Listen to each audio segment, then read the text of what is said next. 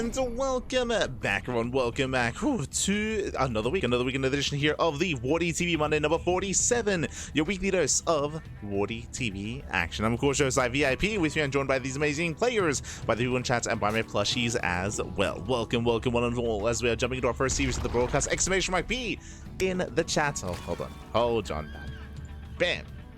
Beautiful. Exclamation mark B in the chat if you guys want to have a look at the back yourselves. The bracket is live, the bracket is stacked, and we are jumping into our first series of the broadcast. As spawning in the bottom left-hand corner of ley lines, we have the Australian Zerg player, we have the pink Zerg, it is RaGnaR. And spawning in the top right-hand corner, we have the German Protoss player, we have the red Protoss. For Sentinels, it is ShoWTimE. Here we go. And again, if you're in the chat, you know what time it is. It is Gamba time. Predictions are open. Place your bets on who you think will claim the series. Best of luck in the chat as we jump into our initial best of three. The week has begun. And again, it's just been a very intense week already here. The non-stop Euthermal broadcasts have been brutal. Let me tell you, Pappy, the 2v2 circuit has, they end like at around 6-7 a.m. in the morning. And again, it's been intense. It's been an intense schedule here, but we have a bit of a rough moment here for RaGnaR. Oh god, no, it's not worth it. It's not worth it, RaGnaR. It's not worth it. He doesn't kill the probe. He's losing so much mining time. Oh god. Rough start here on taking the unnatural going hatch gas pool, but again does pull a bunch of boys, and a really shaky start here for our Zerg player. Behind this, do see ShoWTimE of course sitting up on the low ground, going for his own gate expanded to cyber core. Center opening here to ShoWTimE, and RaGnaR is trying to settle in, but has already had a pretty shaky start. Even here, wasting DPS attacking the probe, again, it's not fully worth it here to waste that time to try to focus on that worker instead of just microing against the mineral walking here and the probe itself. So again, quite a bit of damage done already. We have Lings on the way here to help deal with this, I suppose. That's a big investment into Lings. That's going to be 8 Lings here for RaGnaR. That's a lot of Zerglings here, where something you can achieve with just 4. So again, this is just more damage being done. Behind this, ShoWTimE chilling back at home, getting to his own Stargate. So Stargate opener out of ShoWTimE. Here we go. Coming into this, of course, ShoWTimE is the heavy favorite. RaGnaR, he's more of an amateur player, but he's been very active in online tournaments, and has been looking to improve over time as well, and has been improving over time for sure. Has been able to achieve that. Third base is now being taken. Probe finally goes down, but again, that probe was worth it. that probe was more than worth it. Did so much damage on its own. Now here come the initial adepts again to harass the mineral lines. There aren't many drones to begin with. Why? Because of all the lost mine time and because of all these Zerglings as well. So this has eaten into the economy. RaGnaR's economy has taken a big blow, and I was gonna say he might just go for an all-in here, but no, he is droning. He's droning. He's gonna try to recover, gonna try to recuperate, but it is gonna be a ways away till that can really happen. And ShoWTimE is going in. He's going into the main base. Oh god. Now we do have a queen in the main, thankfully, but we can shade into the mineral line. Drone's going to be targeted down, and this is getting out of hand. This is critical damage here in the early game with initial probe, with the initial adepts as well. Getting 3, 4, 5, 6, 7. Can we get up to 8? Can we get up to 8? We can. 9? Oh, good. Okay, not quite. But 8 drones do fall. Both adepts, they get away. We have more Lings in production here, and Link speed is about to kick in. Behind this, ShoWTime's just chilling. It's just a standard build here out of ShoWTimE, but the initial units are getting out of hand. Queen is out of position, more drones going to be going down, and this is brutal. Oh god. Zerg players look away. That's a kill on the spawn, not a cancel. And again, your early game is going to be tight. It's going to be tight here, especially when you're up against a player of the caliber of ShoWTimE, even outside of that. Like, again, the early game is quite crucial here. And to lose this many workers, to lose that much mining time, to be forced to make that many Zerglings as well. Here we go. But again, yeah, it's just been a very intense week when it comes to running the 2v2 circuit, and of course all the other casting that we have to do this week as well with RSL. There is going to be another WardiTV tournament after this one. I'm still on the fence whether or not we should cast it, just because, I mean, good sleep is always a good thing, is always something beneficial and something that I haven't been having as of late, so it might be better just to go to sleep instead. We also have a cast in the mornings. Like, I'm on the fence, definitely on the fence regarding Wardi's tournament. We'll see.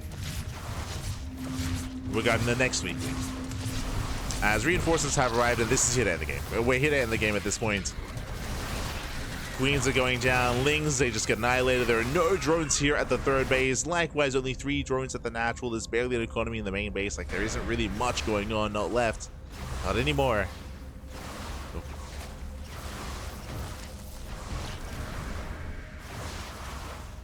ShoWTimE back at home. He's just chilling, getting a third base, going for a gateway explosion, getting up to what, 7, 8, 9? Jesus, getting up to 9 gates.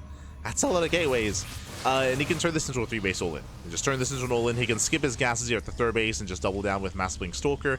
I say that he actually didn't get a single Twilight Council, so this is going to be a vanilla gateway army and a vanilla gateway all-in. I mean, you can do whatever you want at this point. Like, there's no wrong answer here for ShoWTimE. He can do what he wants. Shading back into the main.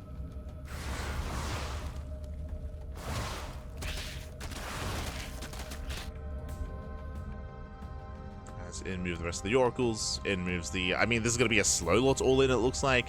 We have sentries with force fields, of course. But we can warp in those slow lots. Oh, going for a stall? Okay, just going for stalks. I mean, again, there's no wrong answer. There's no wrong answer. Make what you want back. Let's go. Let's go. And ShoWTimE is moving in. Unfortunately, he's a little bit supply block. That's slowing him down more than anything, but he's going to be able to break out. Oracles activate. Queen's going to be targeted down as well. GG gets called, and ShoWTimE takes game number 1. Ooh, GG. GG, well played. Does take the first game. Again, just standard toll play there at the ShoWTimE. When it comes to RaGnaR, again, unfortunately, his early game was quite messy. It was a very messy early game, and that really did hinder him from the very beginning, from the get-go. Pulling boys to try to kill the probe, overmaking Zerglings, undermaking drones, likewise losing more mining time, whether it came to the first probe, when it came to the Adepts as well. Early game is so crucial in StarCraft. It sounds dull to really emphasize and to get into, and especially when you're learning and getting into StarCraft as well. But again, your early game defense, your early game build, it has to be quite tight here. Otherwise, you fall behind so fast and so quick. Like, this early game damage matters that much more early on because you have that much less to work with. Losing 1, 2, 3 drones early on, that is critical damage at the highest level of play because you don't really have that many to work with to begin with. So it matters even more here, and that's where you got to be on top of things. Here we go. We're now getting into game number 2 and spawning in the bottom right-hand corner of Magnatha. We have the Australian Zerg player. We have the pink Zerg representing Infected. It is RaGnaR. How about Challenger? Oh, going gas first. Okay. And spawning in the top left-hand corner, we have the German Protoss player. We have the red Protoss representing Sentinels. It is ShoWTimE. We go.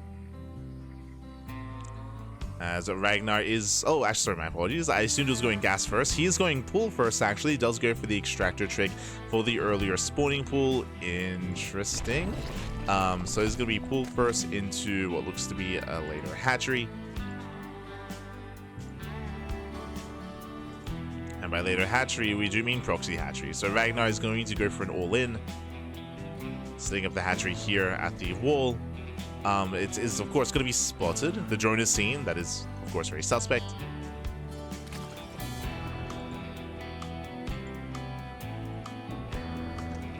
And we'll see how ShoWTimE responds. Now, the way to... I mean, there are a couple of different ways to respond to this. You can respond with your own defensive tech and try to wall up and tech up and survive until your tech can really pay for itself, referring to like a robo defense. Another really secure way to deal with this is a forge. Throw down the forge, throw down some cannons, just because your production is very limited. It's very limited this early on. So you can go for forge, you can go for defensive cannons, and completely shut this down. We can see that so far, no forge. No forge. So he's not going for the forge defense. And RaGnaR is all in. He's flooding things across the map. Things are racing across.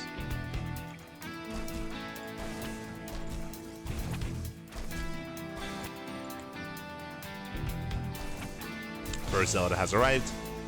Second Zelda's on the way. ShoWTimE, he could opt to pull a couple of boys here just to make sure we don't get surrounded. So it's a little bit greedy that he hasn't. There's that shield battery on the way. Moving in, nice movement there from ShoWTimE. Does back up. Second Zelda has arrived. And ShoWTimE, very confident he expands. He expands, no tech and no extra gateway. So very confident here. This is quite greedy in how he's responding. But yeah, he shuts us down. Like, there's no spine rush. There's no queen on the way with the hatchery either. So, like, this hatchery isn't really achieving too much. Yeah, shield battery's done, and he's shutting this down. He's shutting this down. We have more shield batteries on the way. For the most part, RaGnaR is running out of steam. He has link speed in production, but that's not going to kick in. That won't really be a part of this.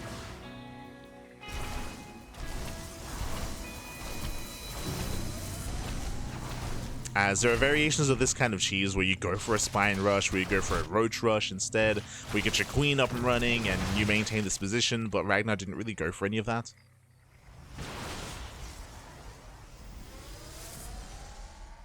And I don't see a link flood working here, not anymore. At this point, with three shield batteries, with a couple of units here, like this wall should not be broken. Not without roaches, ravagers, or banelings. With pure ling, I just don't really see this doing much. We could try to like pull the boys, and then you could mineral walk past the stalker and try to get a surround and try to get extra surface area. But even then, with three shield batteries, like it's not gonna work out. Don't like this, Pappy, don't like this.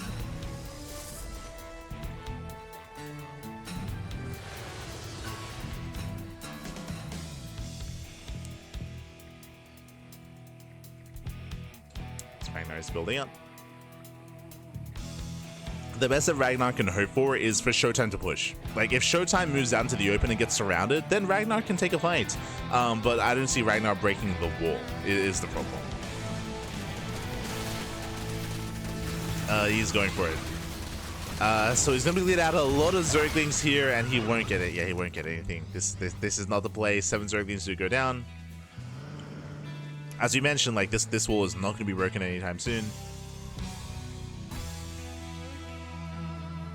We're going one base lair with extra gases being taken. This looks like maybe.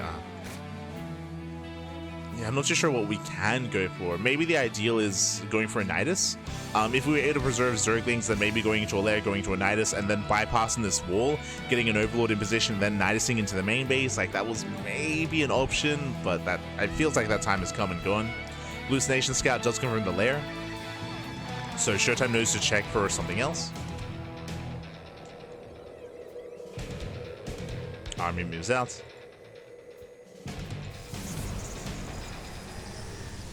Here come the reinforcements. ShoWTimE, you can always recall back home if he needs to. The army is spotted, and RaGnaR, he's going for the counterattack. He's going for the natural.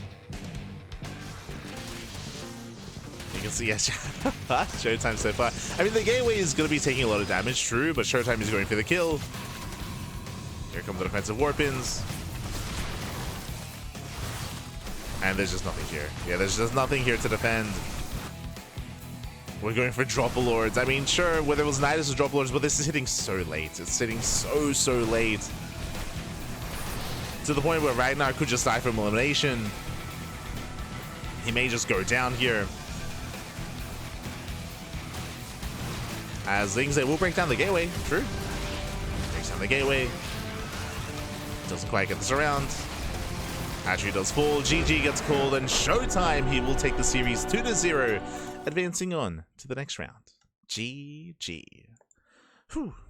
GG, well played. ShoWTimE will claim the series. Again, a solid performance here out of ShoWTimE. RaGnaR, he had some interesting ideas for sure. The execution was a little bit lackluster, but not opposed to the idea of going into a proxy hatchery, into a one-base all-in. I definitely feel like we can go back to the drawing board when it comes to execution, when it comes to what we're trying to achieve, whether it's spine rush, whether it's a roach-based all-in, what kind of follow-up we're going to be getting into as well. But regardless, GG. GG, well played. ShoWTimE, he will claim the series, and we can catch up on the bracket, figure out where we are and where we're headed. Again, there's a big reason why we dove on this series. First things first, we have our bracket, ! Be in the chat to have a look at the bracket yourselves.